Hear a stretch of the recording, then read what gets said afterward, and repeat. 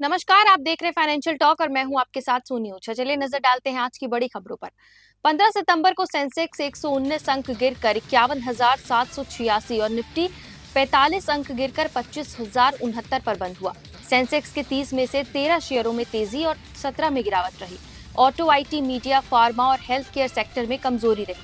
Reality index 2.41% चढ़ा, जबकि PSU, bank और मेटल शेयरों में भी मजबूती देखने को मिली। 15 सितंबर को सोने चांदी के दामों में गिरावट दर्ज की गई। आईबीजे के अनुसार सोना 104 रुपए सस्ता होकर 1,09,603 रुपए प्रति 10 ग्राम पहुंच गया। वहीं 1 किलो चांदी की कीमत 245 रुपए घटकर 1,27,763 रुपए हो गई। यह गिरावट बाजार में मांग में कमी और वैश्विक संकेतों के चलते देखी जा रही है।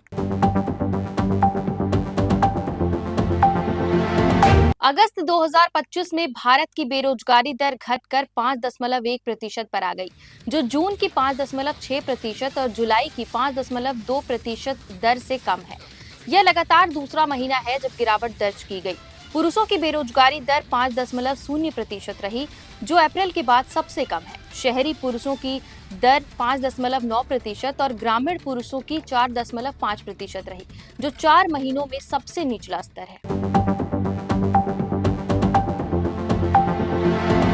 15 सितंबर से यूपीआई यूजर्स अब एक दिन में 10 लाख रुपए तक पर्सन टू मर्चेंट पेमेंट कर सकेंगे। एनपीसीआई ने यह लिमिट पहले 2 लाख से बढ़ाकर कई कैटेगरी में लागू की है। P2M पेमेंट का मतलब है किसी दुकान, सर्विस प्रोवाइडर या व्यापारी को भुगतान करना। इस फैसले से बीमा, निवेश और क्रेडिट कार्ड जैसे बड़े लेन देन भी अब यूपीआई से संभव हो सकेंगे।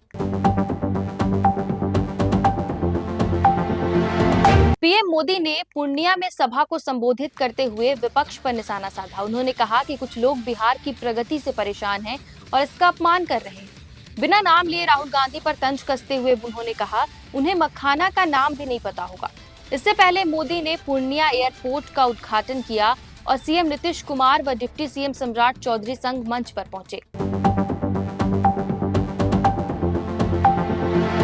प्रधानमंत्री नरेंद्र मोदी ने कोलकाता में 16वीं कंबाइंड कमांडर्स कॉन्फ्रेंस का उद्घाटन किया, जो 15 से 17 सितंबर तक फोर्ट विलियम में आयोजित हो रही है। थीम है ईयर ऑफ रिफॉर्म्स, भविष्य के लिए ट्रांसफॉर्मेशन।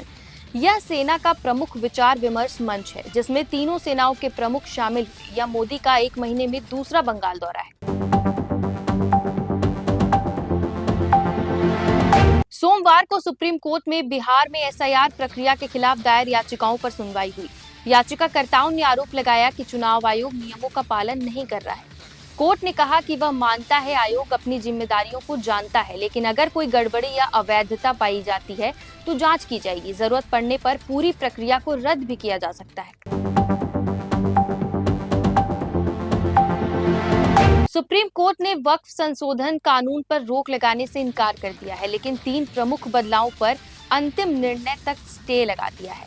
इसमें वक्फ बोर्ड में गैर मुस्लिम समुदायों की नियुक्ति शामिल है। कोर्ट ने निर्देश दिया कि केंद्रीय बोर्ड में अधिकतम 4 और राज्य बोर्ड में 3 गैर मुस्लिम सदस्य हों। सरकारें मुस्लिम समुदाय से ही सरकारी सदस्य नियुक्त करने का प्रयास करें। फैसला 22 मई तक सुरक्षित रख लिया गया है।